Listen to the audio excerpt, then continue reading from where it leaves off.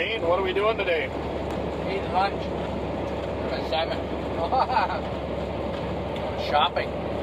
What are we shopping for today? Tratters.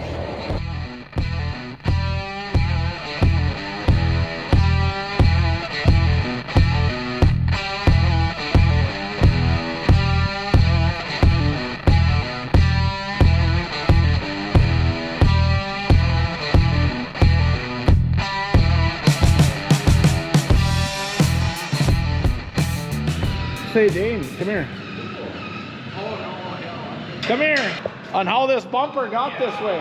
I don't know. Tell me the story. Come on. No, because you have your own story. I have my own story, yeah. Yeah, what happened? What are you talking about? I don't know. Who did, what the hell? They're just not built like they used to be. No. Made in Taiwan.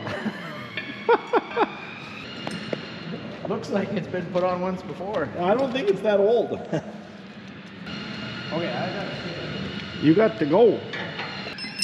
Well, now we got to hook onto that with something and pull it out, Ivan. I guess we'll get a chain and pull on it a little bit. Well, we're going to use the forklift again to try straighten something. We'll try this again, but without ripping the forks off this time. I even had a better idea how to hook it up. Now just wait, I'll come unhook it, we'll fly it into the car.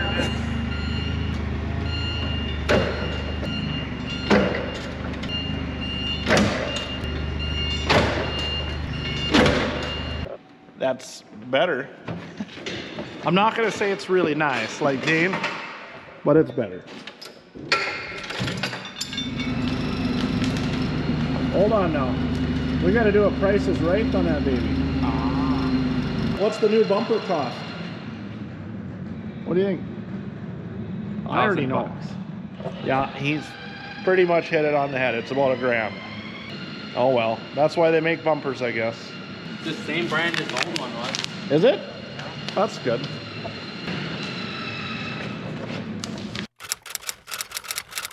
Look at the new bumper. Ivan did a nice job on that. Well, you can't hardly tell anything even happened except for the license plate. We got to pick on Dane when we can. Come on. Because if that was me, it'd be the first thing he did is he'd go get the camera and say, look at what he did. Well, you like my blue shirt and my black hat. There, that's a little better. I'm going to give you a little update on the trucks here. I know we've had a lot of issues. It's been a lot of small stuff. So this is the truck that you seen a few weeks ago that was in a town. We couldn't get it to move. I think it sat down in Grand Forks for over a week at Wallworks. They did all kinds of troubleshooting on it. They didn't work on it 100% of the time because the guy that was working on this also does service calls on the road. Anyway, turns out it was a ground wire. Where it was, I have no idea. But anyway, they did an overlay, which is just instead of replacing or fixing the existing wire, they replaced and put a new wire in there, and then it's called an overlay. Long story short, truck works great. Now there's nothing wrong with it other than I can't get the windshield washer fluid doesn't seem to want to come out of this one. So, washing. Every Sunday I wash all the trucks and trailers. This truck was not on this trailer the whole time. This trailer pulled all week.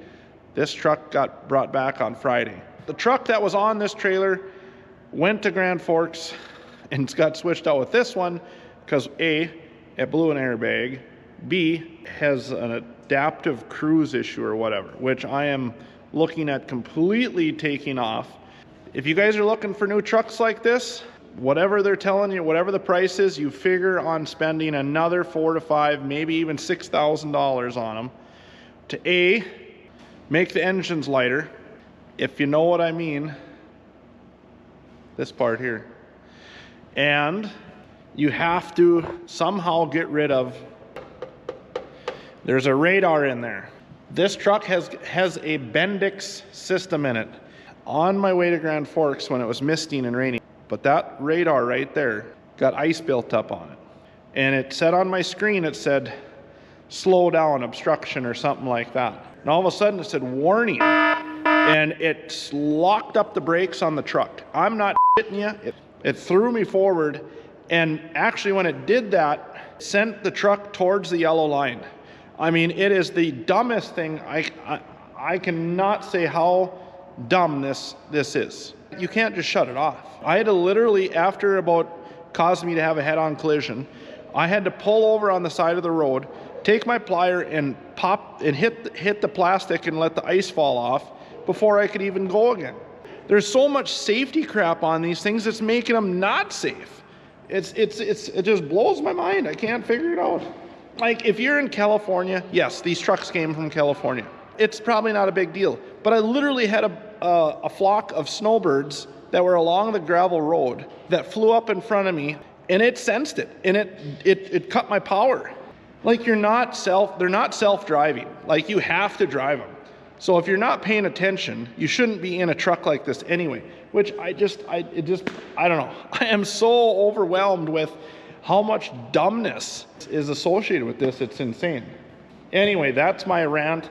So somehow, some way, I don't care what we got to do, but this is getting shut off. Oh, and another thing, if there's a wiring fault or any type of wiring fault with this here, this adaptive cruise, your cruise won't work. Not at all. And it's not adaptive cruise with this radar, camera, radar, whatever. Right away when we got these trucks, it said adaptive cruise. I'm like, hey, you know what? That wouldn't be so bad. We got it in the vehicles, right? It does not work with a semi. And then if you want to get somewhat close enough to a truck to pass or something like that, unless you're going to pass a half a mile back, but it's like, good golly, you get even close to it and it's like wanting to put your brakes on. Oh, man, that's enough to give you a freaking ulcer. All right, well, I'm done with that, but when you turn the key on, it sounds like Apollo 13, like we're gonna go to the moon or something. I mean, it's like, boop, boop, boop, boop. Actually, you know what? I'm gonna show you. Now you guys listen.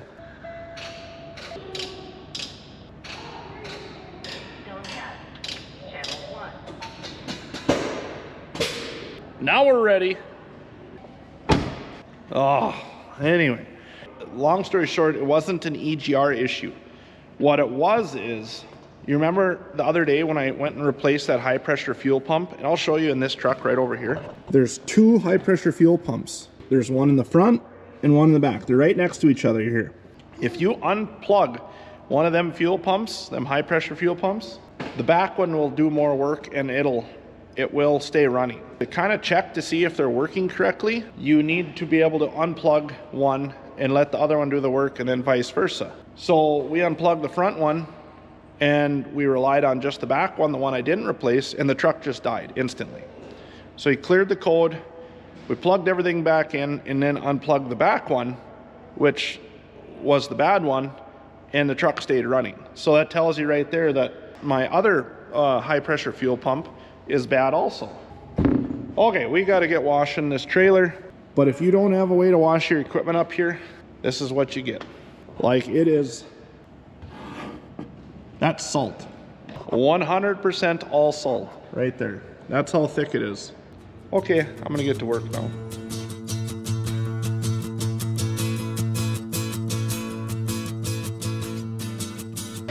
It is so bad. It just drips off like slime. See all that black stuff on the floor?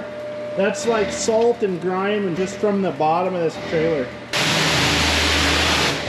Just by letting it sit on there this week, it's starting to do this here a little bit. Just this little blackness, just from sitting here, just from 1 week.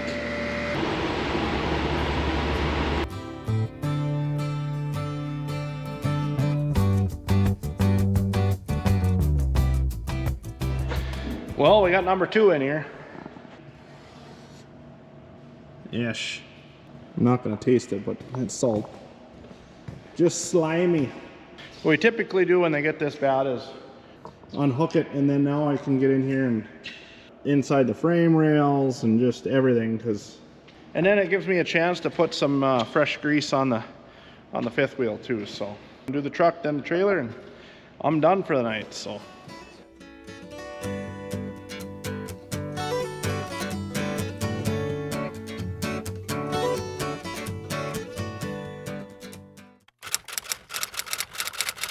Well, we picked up another little toy for the farm.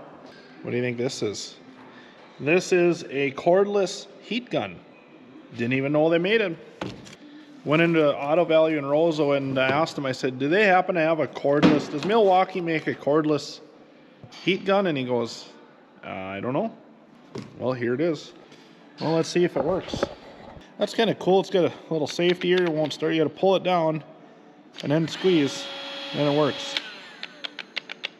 Oh yeah, that's hot. Well, this will be sure handy. Don't have to run a cord out for it anymore. Ivan, did you hear me talking over here? Yeah. Oh, I was gonna surprise you. What do you think? Try it out. Nice and hot. Well, yeah. And you don't need a... Drag a cord around. Right. Mm-hmm. That's part about Milwaukee. I know. So how is this coming? You want to give everyone an Good. update on your headers? So we're putting everything back together after we tore it all apart. Went through and aligned all the deck plates, and then I'm tightening the chains now. What's the process on aligning the deck plates then? So you move them all the way closed, and then it's supposed to be whatever this gauge is Okay. apart. Top to bottom? Yeah. Okay, so you got a little tool there to go by. Yeah. And then your spring sleeves here are supposed to have that much gap in the stopper and the top. Okay, cool. So you're on the home stretch kind of. Yep. Yeah, he's been working on this a long time.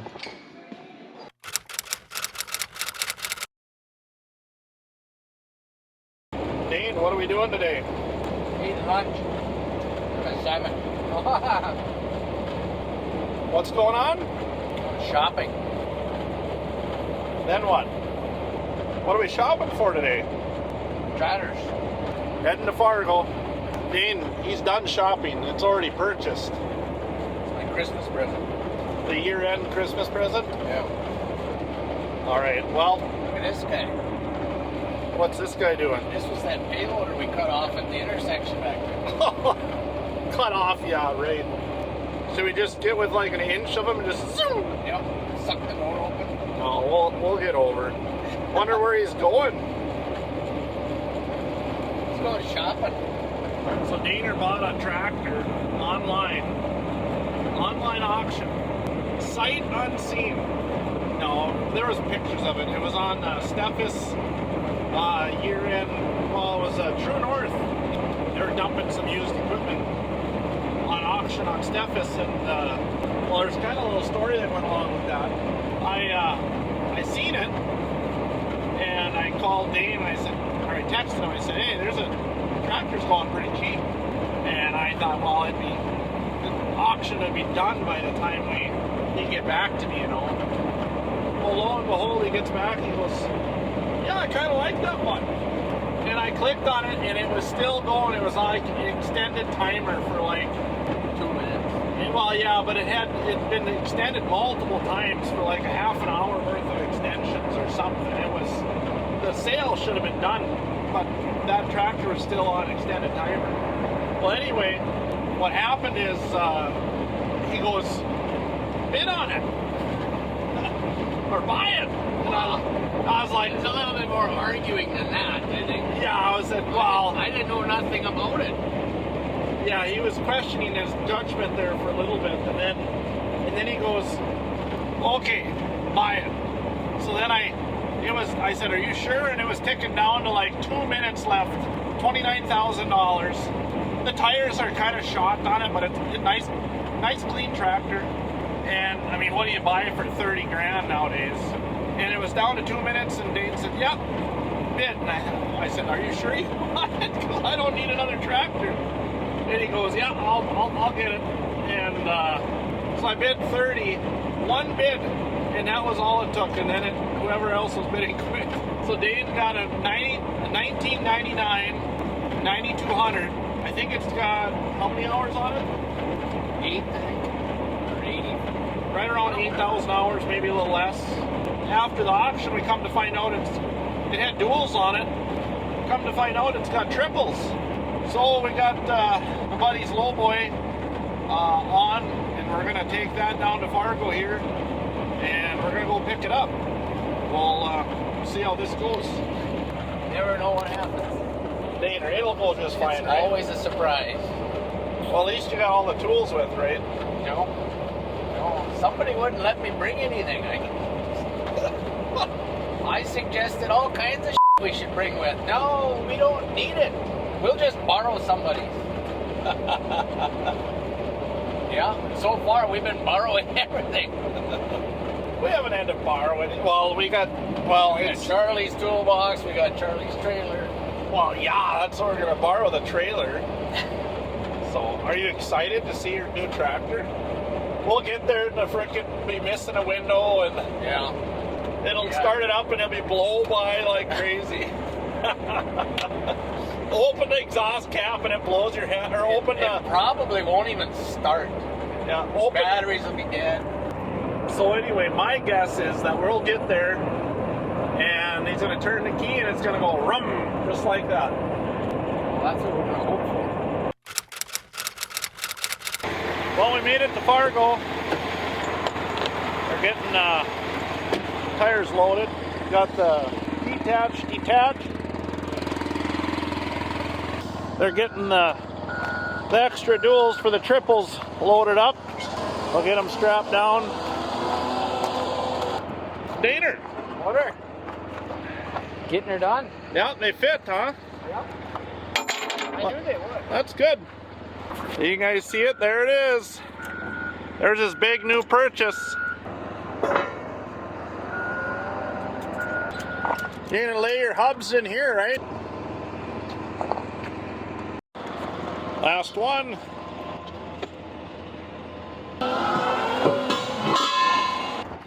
Getting her strapped down here, and we'll be on the road before you know it.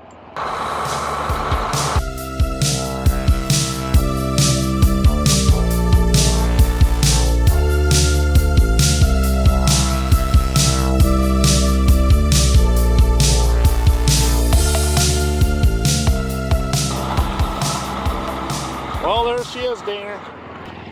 9,200. Sure not. Let's see what she looks like on the inside, huh? Huh. Would you look at that? That's a pretty nice tractor for 30 grand. Even's got a brand new ATU in it, a 300. Smells good in here too. I'll be darned. Well, I think he did pretty good. The reason it went cheap, partially the rubber's getting bad on it, but honestly, if he does 4 tires a year for the next couple of years, it's not the end of the world. You just don't want to bite it off all at once. So what a guy would want to do is maybe put all new tires on the inside, run that a year, the next year put the outside ones on. Then you got brand new rubber and a real nice tractor. All right, we're gonna get this thing chained down a little bit more, and we're gonna get boogieing. I gotta hold this phone so I don't have anywhere to set you guys, so I'm gonna have to shut you off and chain this down. Well, we'll see you in a little bit. We're strapped down, chained down, flagged. Ain't the first time we've done it. No. Probably won't be the last either. I'd say we're pretty doggone legal here. Got flashers, flags, the whole works. So, time to hit the road, Jack.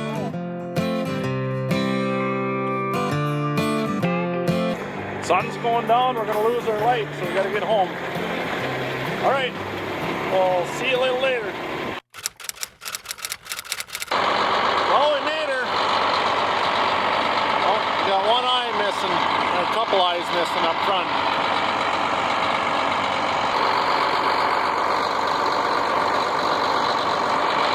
Well, anyway, we made her home, and now we just got to take the tires off the trailer yet.